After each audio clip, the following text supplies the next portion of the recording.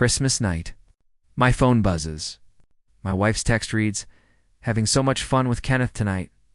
She thought I was out of town. She thought I wouldn't see it. She thought wrong. What she didn't know was that her harmless message just activated the most perfect revenge she never saw coming. Before I tell you how one text destroyed her entire world, hit that subscribe button because this revenge is about to get beautifully calculated. Christmas Eve. The snow was falling outside our suburban home, and I was packing my suitcase for what was supposed to be a 3-day business trip to Chicago. My wife Vanessa stood in the doorway of our bedroom, watching me fold my shirts with this look on her face that I couldn't quite read at the time. Now I know exactly what that look meant. It was relief. She was relieved I was leaving. "I'm really sorry you have to work through Christmas, babe," she said, her voice dripping with fake sympathy. "But I understand. Your job is important." I remember kissing her goodbye at the door, telling her I'd miss her, telling her I'd call when I landed. She smiled at me, touched my cheek, and said she loved me. 3 years of marriage, and I believed every word that came out of her mouth. God, I was such an idiot. Or at least that's what she thought. Here's the thing nobody knew, not even Vanessa. I never got on that plane. I canceled that trip 6 hours before my flight, the moment my gut told me something wasn't right. 6 months of late-night work meetings. 6 months of her phone always being face down. 6 months of new lingerie that I never got to see her wear. I'm not stupid. I'm an IT security specialist. I notice patterns. I notice when things don't add up. So I canceled the trip, told my boss I had a family emergency, and drove straight to my brother Tyler's apartment across town. Tyler thought I was paranoid. "Man, maybe she's just stressed with work," he said, handing me a beer as we settled in to watch old action movies. "You're probably overthinking this." But I wasn't overthinking anything. I was thinking just clearly enough to set up my phone on the coffee table, board my Ring camera app, and wait. If I was wrong, I'd apologize to Vanessa for doubting her, and we'd laugh about my paranoia someday. If I was right, well, I'd deal with that when the time came. Christmas night, around 9 p.m., my phone buzzed. A text from Vanessa. My heart was pounding as I picked it up, and what I saw made my blood run cold and my hands shake with a rage I'd never felt before. The message read, "Having so much fun with Kenneth tonight," and attached, a photo of my wife, my beautiful wife, in that red dress I bought her last month, standing in what was clearly a luxury penthouse, champagne glass in hand, smiling at the camera like she didn't have a husband at home waiting for her call. Kenneth, her boss.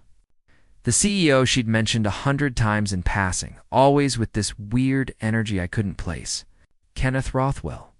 45 years old, divorced, drives a Porsche, lives in the penthouse downtown. I knew exactly who he was because Vanessa never shut up about how brilliant he was, how visionary, how different from other executives. And there she was, in his home on Christmas night, texting me about how much fun she was having with him. Tyler saw my face and immediately knew. What happened? I couldn't even speak. I just handed him my phone and watched his expression change from concern to pure rage. My hands were shaking, but my mind was crystal clear. Tyler wanted me to drive over there and confront them both right then and there. But that's not how you win. That's how you lose everything and end up looking like the crazy. Jealous husband while they play the victims? No.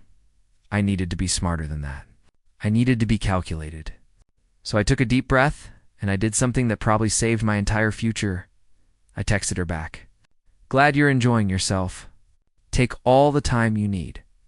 Send 5 words that made me want to throw up.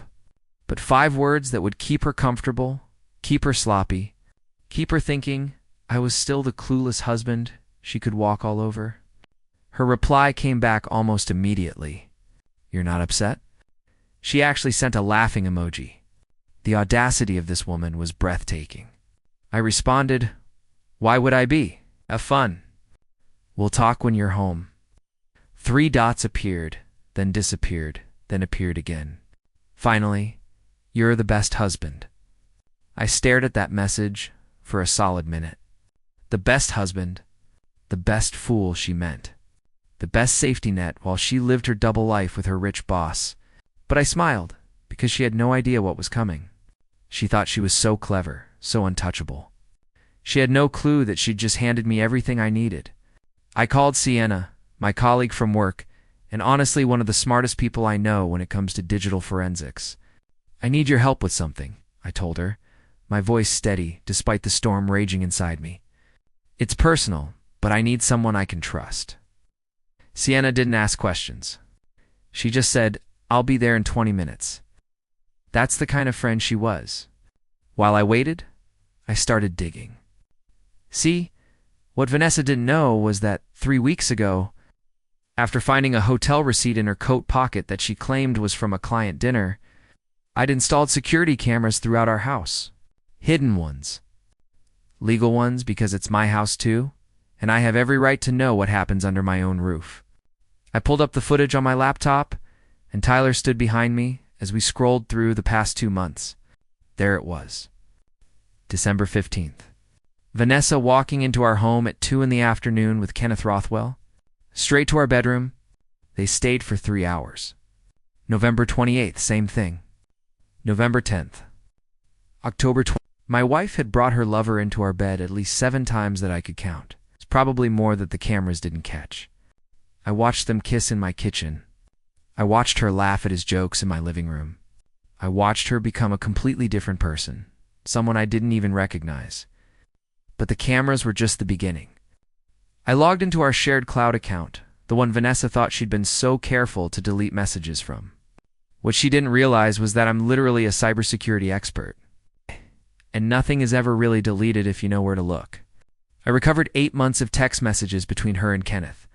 The messages were worse than I imagined. So much worse. I sat there with Sienna, looking over my shoulder as we read through months of betrayal. And every text felt like a knife twisting deeper into my chest. "Jared's working late again," Vanessa had written back in October. "Sometimes I think he loves his computer more than me." "You make me feel alive, Kenneth?" His response? "He's a fool if he doesn't see what he has. But his loss is my gain. Leave him. Be with me." But the worst ones, the ones that made my blood boil, were from just last week. Kenneth had texted her, "Your husband is so pathetic. Does he really not notice? Or is he just too boring to care?" And Vanessa, my wife of 3 years, had replied, "Jared's my safety net. He's stable, reliable, pays the bills, but you're my passion, my escape, my future." She actually called me her safety net, like I was some kind of backup plan while she lived her fantasy life. Then I found the planning messages. After I get the promotion in January, Vanessa had written, "I'll file for divorce. I just need his income for a few more months to build my savings. Then we can be together publicly, and I won't need him anymore." Kenneth's response made me sick. "Smart girl. Bleed him dry first, then leave. That's my girl." Sienna put her hand on my shoulder. "Jared, I'm so sorry. This is beyond cruel." I didn't respond. I couldn't. I was too busy compiling every single message, every photo, every piece of evidence into organized folders. Timestamps, screenshots, video footage, everything perfectly documented and backed up to 7 different secure locations. If Vanessa thought she could take me for everything, she had another thing coming. Then Sienna did something brilliant. She pulled up Kenneth's company information and started researching. "Look at this," she said, pointing at the screen. "Kenneth Rothwell, CEO of Rothwell Marketing Group. And look here, company policy explicitly prohibits romantic relationships between executives and their direct reports. It's a fireable offense." I leaned in closer. Vanessa reported directly to Kenneth. This wasn't just an affair. This was a massive ethics violation that could destroy his entire career. But it got better. Sienna found Kenneth's divorce records from 2 years ago. Public information, all right there in the court documents. His ex-wife Amanda had divorced him for the exact same thing, cheating with a subordinate employee. There was even a settlement where he'd paid out a significant amount to avoid a lawsuit. "This guy has a pattern," Sienna said. "He's a predator who goes after women who work under him. And if the board finds out he's doing it again..." At 11 p.m., my phone buzzed again. Another text from Vanessa, "Staying over at Kenneth's tonight? Don't wait up." She added a kissing emoji. a kissing emoji while telling her husband she was sleeping at another man's place. I responded with the same calm I'd maintained all night. Of course. Sleep well. I didn't sleep that night. How could I? Instead, I spent those dark hours crafting the most important email of my life. Sienna helped me word it professionally, legally airtight, impossible to dismiss. The subject line read, "Ethics violation and liability concern executive. Misconduct requiring immediate board attention." I attached everything. The text messages proving the relationship timeline. The security footage timestamps showing Kenneth entering my home during work hours. Screenshots of him promising Vanessa promotions and company advantages. Testimonies I'd collected from Amanda, his ex-wife, was more than happy to share her experience with Kenneth's pattern of predatory behavior toward female employees. But here's the beautiful part. I found two other women. Two former employees of Rothwell Marketing Group who'd left the company under mysterious circumstances. After some digging through LinkedIn and a few careful phone calls, both women confirmed that Kenneth had pursued inappropriate relationships with them too. They'd been too afraid to speak up before, worried about their careers, about retaliation. But when I explained what was happening to my wife, what he was doing to another employee right now, they agreed to provide written statements. 3 women. 3 instances of the CEO abusing his power. That's not a mistake. That's a pattern of predatory behavior. I addressed the email to every single member of Rothwell Marketing Group's board of directors, ICCD, the legal department, human resources, and even the company's primary investors. Then I did something that felt poetic. I scheduled it to send automatically at 8 a.m. the day after Christmas. Right when everyone would be checking their emails after the holiday, right when Kenneth and Vanessa would be waking up in his penthouse, it's probably tangled in his expensive sheets, thinking they'd gotten away with everything. At 2:15 in the morning, I heard our front door open. I was lying on the couch, lights off, pretending to be asleep. Vanessa tiptoed in, and through barely opened eyes, I watched her. She was still wearing that red dress, her hair messy, her makeup smudged. She looked at me on the couch and actually smiled. This little satisfied smirk like she'd won some game I didn't even know we were playing. She disappeared upstairs, and I heard the shower running for 20 minutes, washing away the evidence. Erasing Kenneth's cologne, his touch, the proof of her betrayal. When she finally came to bed, because yes, she had the audacity to climb into bed next to me after spending the night with another man, I felt her settle in on her side. She checked her phone one last time, and I saw the glow illuminate her face. She was texting him. "Tonight was perfect. I love you." Kenneth replied instantly. "Love you too.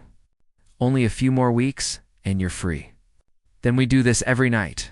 I lay there in the darkness, my wife sleeping peacefully next to me, completely unaware that in less than 6 hours, her entire world was going to explode. The email was queued. The evidence was documented. The trap was set. All I had to do was wait for morning to come. 8:17 a.m. My phone rang, and Kenneth Rothwell's name flashed on the screen. I let it ring twice before answering, keeping my voice perfectly calm. "Hello?" The sound that came through the speaker was pure panic. "What did you do?" Kenneth was screaming so loud I had to pull the phone away from my ear. "The board is calling an emergency meeting. They're talking about suspension. What the hell did you send them?"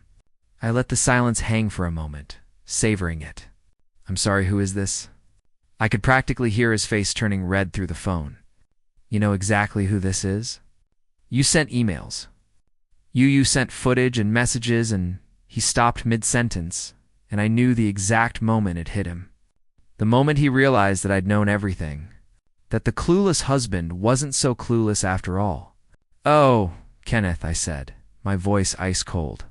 "You're calling about work matters? I'm not sure why you'd think I have anything to do with your employment issues, but here's some free advice if you threaten me again. Every investor backing your side projects gets the same email package. The choice is yours." I hung up while he was still sputtering threats. Upstairs, I heard Vanessa's phone start buzzing. Once, twice, 10 times in rapid succession. Then I heard her gasp, followed by footsteps running across the floor. She came flying down the stairs, still in her pajamas, her face completely drained of color. Staring at her phone like it was a bomb about to explode. Her hands were shaking as she read message after message. "Jared," she whispered, her voice cracking. "Jared, I can explain. I didn't even look up from my coffee. I was sitting at the kitchen table, calmly eating breakfast like it was any other morning." "Explain what, Vanessa?" "Explain how you had fun with your boss last night." "You told me you were having fun." "I told you to enjoy yourself." "What's there to explain?" She rushed over, tried to grab my arm, but I pulled away.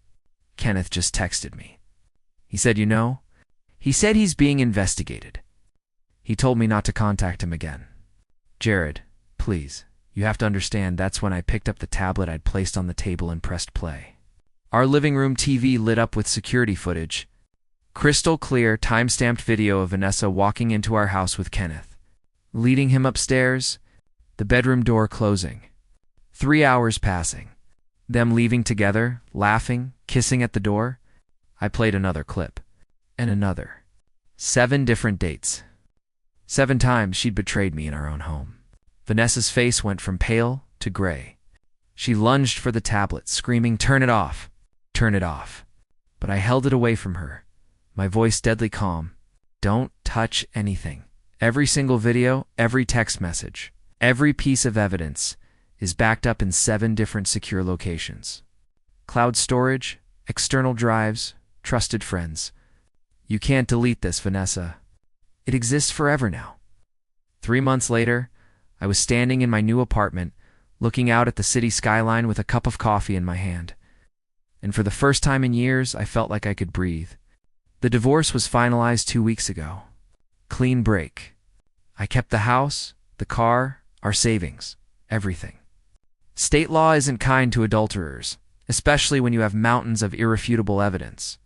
Vanessa's lawyer tried to fight it, tried to claim emotional distress, tried every trick in the book, but video footage doesn't lie. Text messages don't lie. Her own words condemning her sealed her fate. My career? It actually got better. After I implemented new security protocols at work, based on what I'd learned during my investigation, the company promoted me to Senior Security Director. Bigger office, significant raise. And the respect of colleagues who saw how I'd handled everything with dignity and precision. Sienna and I had gotten closer, too, grabbing lunch a few times a week, catching movies on weekends. Nothing serious yet, but there was something there. Something real. Something built on honesty instead of lies. Vanessa's life, on the other hand, fell apart exactly the way karma intended. Kenneth was fired 3 days after the board received my email. Not suspended, terminated. The investigation revealed he'd violated company policy multiple times over the years. The board couldn't afford the liability. His reputation in the marketing industry was destroyed overnight. Professional networks blacklisted him. His investors pulled funding from every project he touched. Even Amanda, his ex-wife, filed to modify their divorce agreement based on the new evidence, claiming he'd hidden assets during their original settlement. As for Vanessa, the company gave her a choice: resign quietly or be fired publicly. She resigned, but the damage was done. Word spread fast in the industry. Nobody wanted to hire the woman who'd slept with her boss for promotions and destroyed a CEO's career. I heard through mutual contacts that she was working retail now, living back with her parents who could barely look at her. The same parents who'd bragged about their daughter's successful marketing career were now dealing with the shame of what she'd done. Then, last Tuesday, my doorbell rang. I opened it to find Vanessa standing there, and she looked like a shell of the woman I'd married. Dark circles under her eyes, cheap clothes replacing the designer brands Kenneth used to buy her, hair pulled back in a messy ponytail. "Jared," she said, her voice breaking. "Please. I made a terrible mistake. I lost everything. My job, my friends, my reputation. Kenneth won't even talk to me anymore. He blocked me everywhere and told people I seduced him. I have nothing left. Please, can we just talk? Can we try again?" I looked at her, this woman I'd once loved more than anything, and felt absolutely nothing. No anger, no sadness. Just emptiness where she used to live in my heart. You didn't lose everything, Vanessa, I said quietly. You threw it away. There's a difference. You chose this.